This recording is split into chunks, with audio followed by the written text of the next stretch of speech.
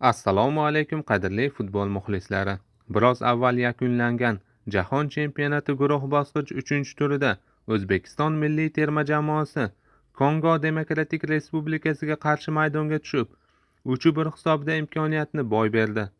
Uchrashuvdan keyin tashkil etilgan matbuot anjumanida terma jamoamiz bosh murabbiyi Fabio Cannavaro o'z fikrlarini bildirdi. Birinchi bo'limda juda ko'p energiya sarfladik. Bugungacha bizning jismoniy samaradorligimiz yaxshi edi. Bugun ham jismoniy tomondan yaxshi harakatlandik. Raqibimiz ham bu tomonlama yaxshi shakllangan jamoa edi.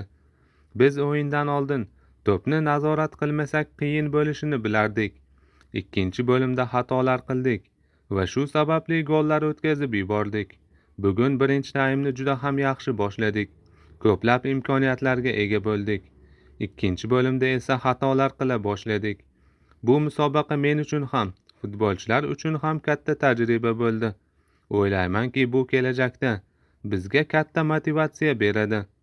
Albatta, futbolchilar bilan juda ko'p muloqot qildim. Guruhimizda ham kuchli jamoalarga qarshi o'ynashimiz kerakligini bilardik. Lekin ushbu natijadan afsusdamiz. Bizlar xato qildik. Biroq men futbolchilardan umuman shikoyat qilmoqchi emasman.